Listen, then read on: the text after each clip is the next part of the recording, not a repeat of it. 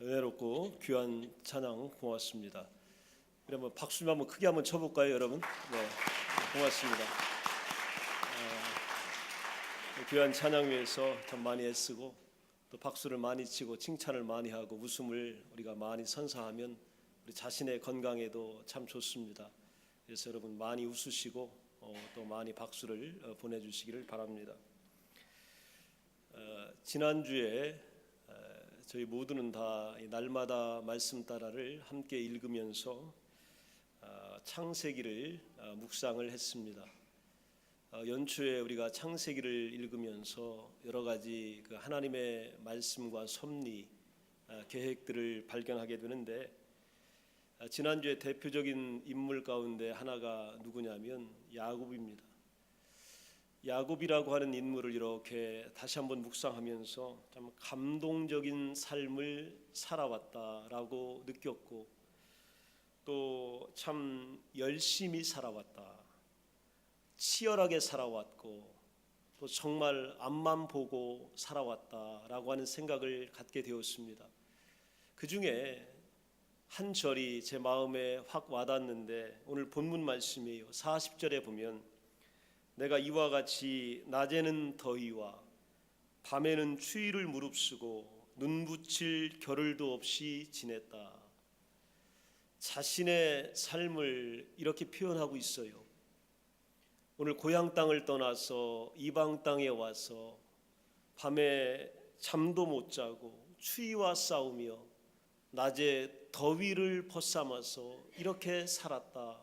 그러면서 눈붙일 겨를도 없었다, 이렇게 고백합니다.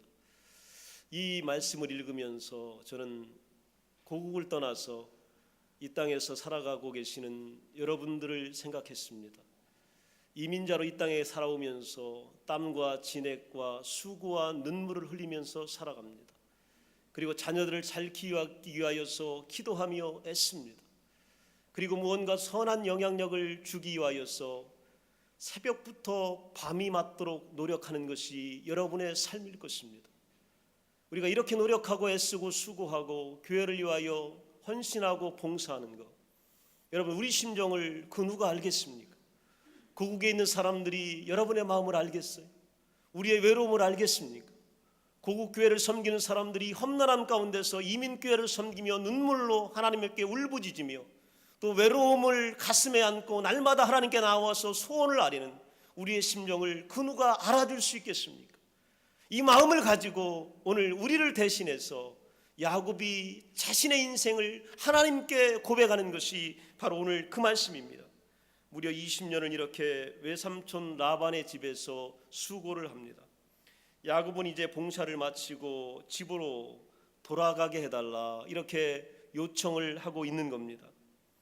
야곱이라고 하는 사람 때문에 자신의 부가 재산이 축적된 사실을 잘 알고 있었던 외삼촌 라반은 야곱을 떠나보낼 수가 없어요. 그래서 그대로 살 것을 강권합니다. 여러 가지 방법을 동원하여서 야곱을 눌러 앉히려고 합니다. 간교한 라반은 품삯과 몫에 대한 약속을 파기하고 이행하지를 않습니다. 그러나 속임수를 쓰는 일이라고 하면 라반 못지 않았던 야곱은 라반의 손실을 통하여 자신의 재산을 늘립니다. 즉 야곱이 그렇게 순수하게 손해볼 사람이 아니에요. 자신의 재산을 그 와중에서도 차곡차곡 늘려나가게 됩니다. 이러자 가정의 분위기가 야곱에게나 그의 아내들에게나 전혀 편안함을 주지를 못합니다. 그리고 야곱과 그의 자녀들 또한 그의 가정에 여러 가지 회의가 찾아오게 됩니다. 야곱은 이제 떠나야 되겠다라고 하는 결정을 내리게 됩니다. 떠나는 결정, 이거는 굉장히 옳은 결정입니다. 왜냐하면 이 결정의 근거가 선하기 때문에요. 라반이 약속을 먼저 어겼기 때문에 야곱은 떠나야 되겠다는 마음을 가졌고 또 자기 자신의 가정을 일으켜 세울 필요성을 야곱은 느꼈기 때문입니다. 이 가정의 분위기가 이래서는 안 되겠구나 라고 하는 생각을 그는 하게 되었고 마지막으로는 하나님이 직접 그에게 말씀하여 주셨기 때문입니다. 창세기 31장 13절에 보면 이곳을 떠나서 내 출생지로 돌아가라. 이게 하나님의 명령입니다. 하나님께서 이렇게 말씀하셨기 때문에 야곱은 여기에 근거해서 옳은 결정을 내리게 된 겁니다.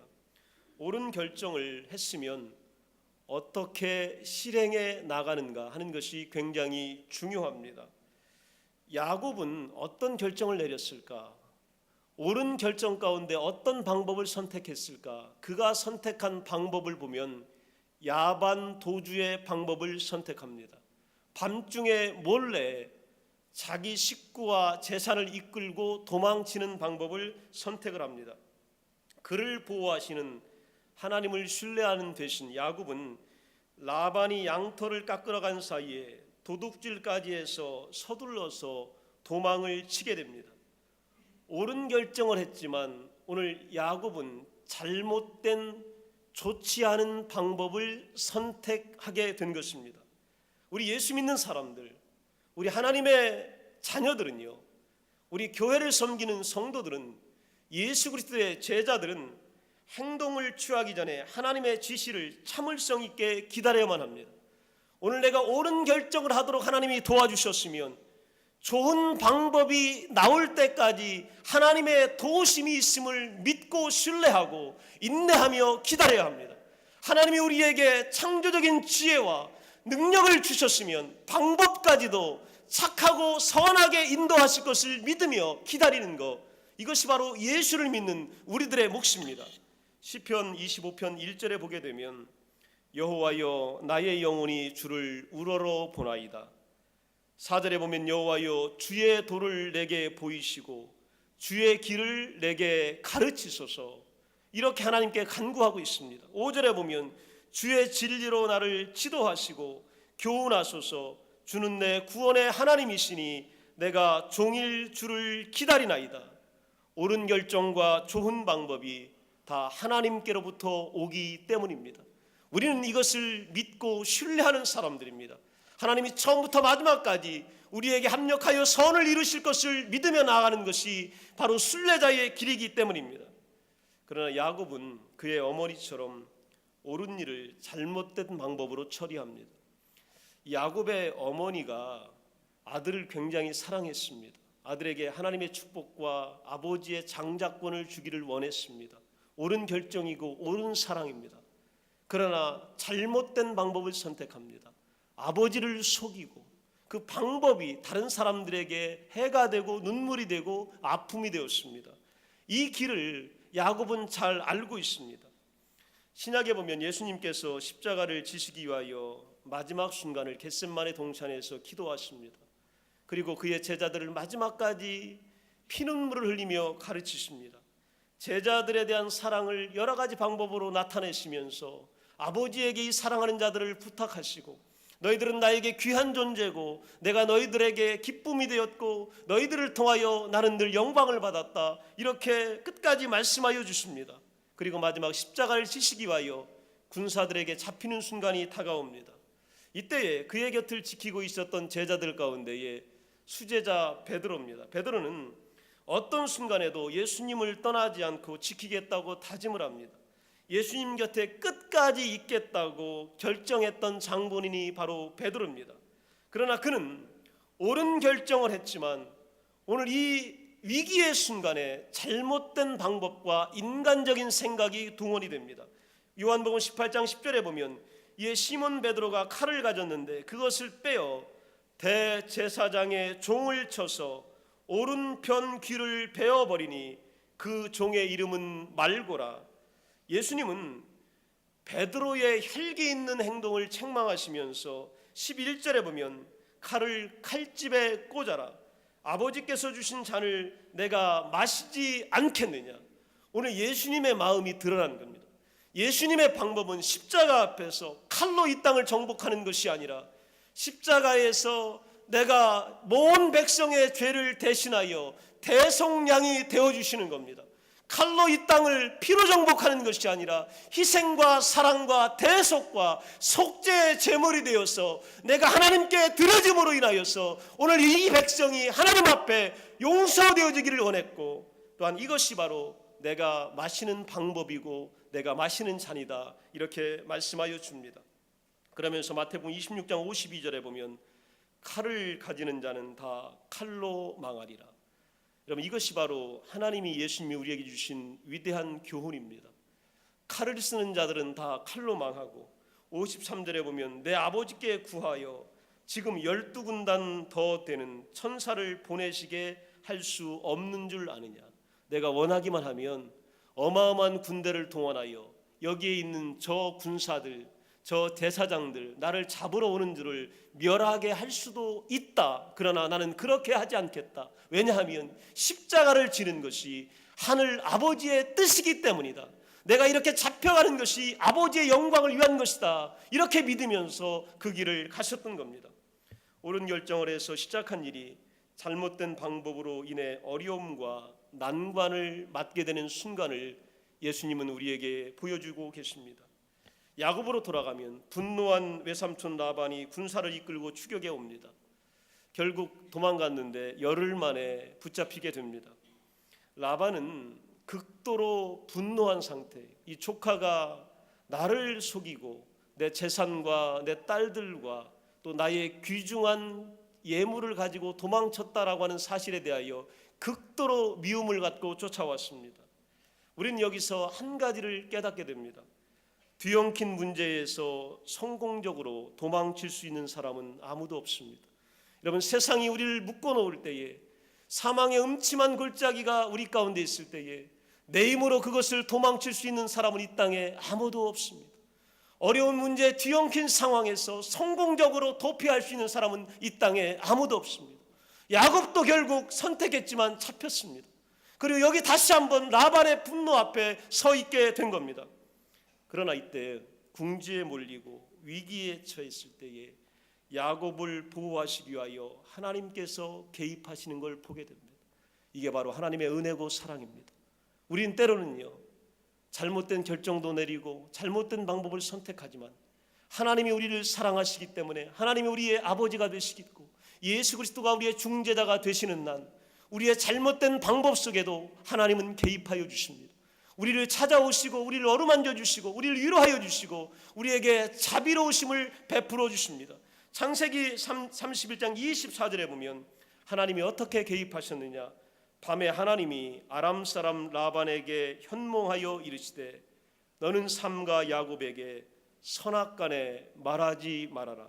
29절에 보면 너를 해할 능력이 내 손에 있으나 너희 아버지의 하나님이 어젯밤에 내게 말씀하시기를 너는 삼가 야곱에게 선악간에 말하지 말라 하셨느니라. 이런 방법을 하실 수 있는 분이 이 땅에 어디 있겠어요? 오늘 극도로 분노한 사람에게 밤에 찾아오셔서 하나님은 야곱에 대하여 잘잘못을 따지지 말아라. 선악간에 대하여 그에게 묻지 말아라. 너는 야곱을 해할 능력이 있지만 그에 대하여 책임을 묻지 말아라. 오늘 이렇게 말씀하고 있습니다. 도저히 피해갈 수 없는 상황에서 하나님께서 친히 간섭해 주셔서 해결해 주시는 놀라운 일들을 우리는 보게 됩니다. 여러분이 얽혀있는 문제 가운데서 피할 수 없는 여러 가지 상황 속에서 하나님의 개입하심이 함께 하시기를 간절히 축원합니다.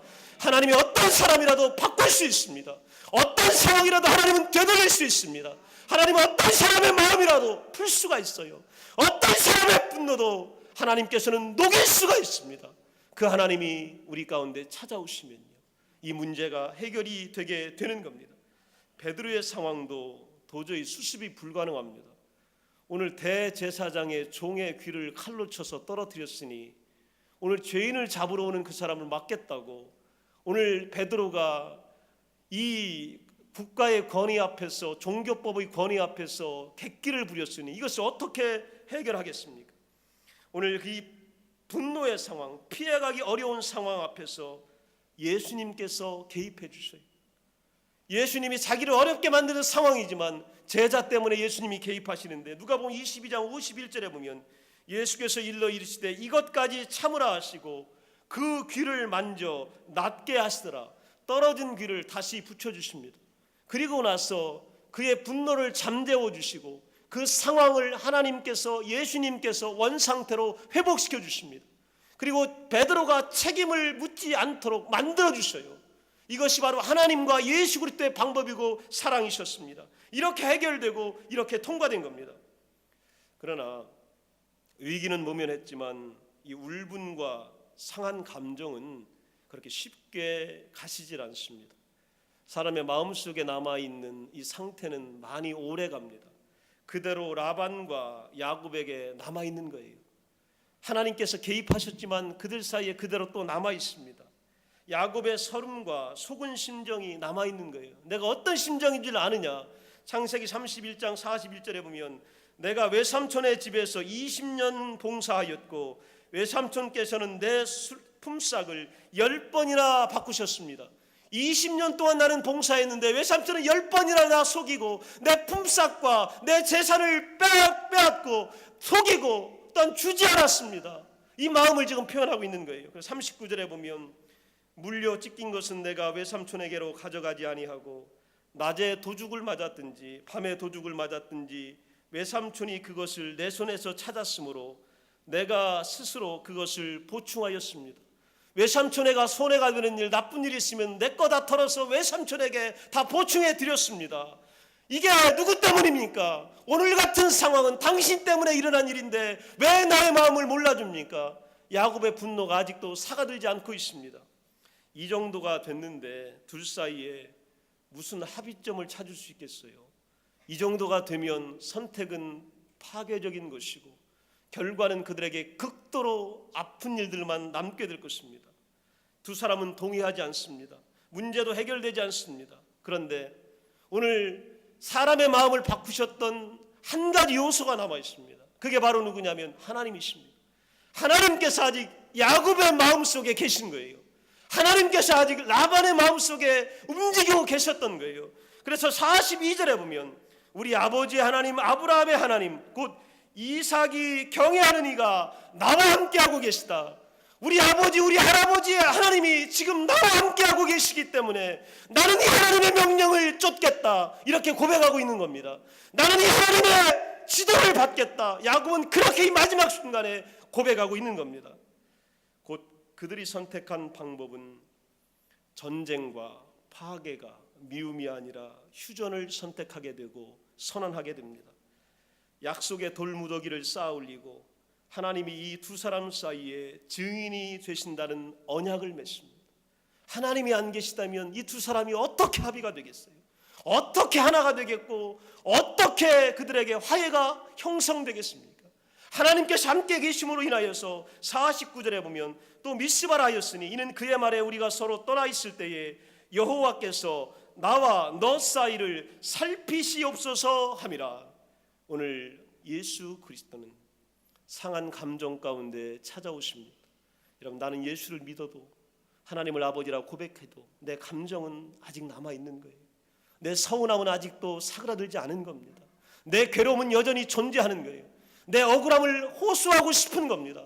그러나 하나님께서 오늘 다시 이 억울함 가운데에 언약을 세워주십니다. 그리고 이 억울함 가운데서 하나님의 화해와 하나님의 중재와 하나님의 일치와 하나님의 용서가 우리 가운데 흐르게 하여 주십니다. 그래서 가장 좋은 경험과 방법은요 시편 113편 1절에 나옵니다. 보라 형제가 연합하여 동거함이 어찌 그리 선하고 아름다운. 하나님은 오늘 가정에서 평화가 이루어지기를 원하고 계십니다. 오늘 우리 성도들 가운데 연합되기를 원하고 계세요. 우리 여러분 주변과 이웃과 또 여러 가지 동포사회 가운데서 하나됨을 하나님은 원하고 계십니다. 하나님은 이 일을 이룰 수 있는 유일한 분입니다. 우리 마음 가지고는 안 돼요. 저 사람 때문에 안 되고 내 마음 때문에 안 되고 억울해서 안 되고 내가 손해봐서 안 되고 미움을 도저히 자제할 수 없어서 안 돼요. 그런데 하나님이 우리와 함께 계신다면 그 일이 가능합니다. 오늘 분열된 곳에 하나님의 사랑은 흐르고 있습니다. 우리의 오해 가운데 흐르고 있고 외로움 가운데 흐르고 있고 우리의 분열 속에도 흐르고 있는 겁니다. 그래서 그 축복이 어떤 축복이냐면 머리에는 보배로운 기름이 흐른다.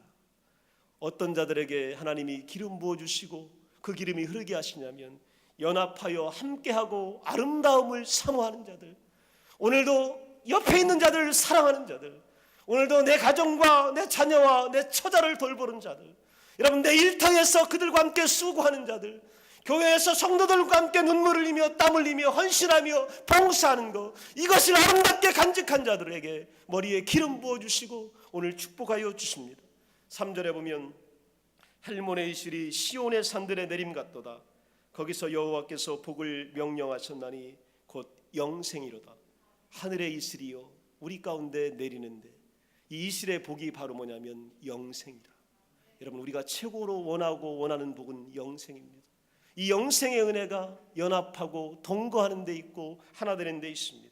시편 25편 9절에 보면 온유한 자를 정의로 지도하시며 온유한 자에게 그의 도를 가르치시도다. 13절에 보면 그의 영혼을 평안히 살고 그의 자손은 땅을 상속하리로다. 오늘 야곱이 가졌던 하나님의 지혜는 어떤 지혜냐면 온유함이에요. 야곱은 그렇지 않은 인물이었습니다. 굉장히 강팍한 삶을 살아왔고 험난한 세월을 살아왔습니다. 그러나 위기 때 하나님이 주셨던 지혜는 어떤 지혜냐면 온유한 지혜를 그에게 주신 거예요. 온유한 사람에게는 지혜가 있고 지혜로운 사람에게는 하나님의 능력이 있습니다. 그 지혜로운 사람에게는 하나님의 축복이 흐르게 되어 있습니다. 그래서 오늘도 우리에게 옳은 결정과 옳은 방법을 주시는 하나님을 사모해야 합니다. 우리가 옳은 결정 내리기를 원해야 되고 좋은 방법으로 이 일들이 결정되기를 사모해야 합니다. 그리고 오늘도 온유한 지혜로 연합되고 화해하며 동거하는 축복을 하나님께 원해야 합니다. 온유한 자에게는 하나님께서 복을 주십니다. 예수님은 우리에게 중재자로 오셨어요. 하나님과 우리 사이에 막힌 담을 허시는 화해자로 오셨습니다. 하나님이 예수님께서 이 사명을 감당하지 않으셨다면 하나님과 우리 사이는 대적자가 되었을 겁니다. 하나님을 상대하여 이길 존재는 이 땅에 아무도 없습니다. 그러나 예수 그리스도께서 우리의 화해자가 되어주셔서 온유한 지혜와 온유한 희생과 온유한 십자가를 주셨기 때문에 우리에게 생명이 주어지게 된 겁니다. 예수님은 마태복음 5장 5절에 온유한 자는 복이 있나니 그들이 땅을 기업으로 받을 것이며 9절에 보면 화평케 하는 자는 복이 있나니 그들이 하나님의 아들이라 일컬음을 받을 것임이라 이렇게 말씀하고 있습니다. 올 한 해 여러분 살아가시면서 하나님 온유한 지혜 가운데에 옳은 결정을 내리시기를 간절히 축원합니다. 그리고 그 결정이 하나님 안에서 선하고 착한 방법으로 동원되기를 간절히 원합니다. 그리고 그 결과가 연합되고 하나 되고 사랑하고 일치하는 놀라운 은혜가 여러분 모두에게서, 여러분 가정에서 자녀 가운데 부부 사이에, 또 일터 가운데서, 여러분의 삶 속에서, 이 땅의 모든 관계 속에서 형성되시기를 간절히 축원합니다. 기도합니다. 다 함께 자리에서 일어나시겠습니다.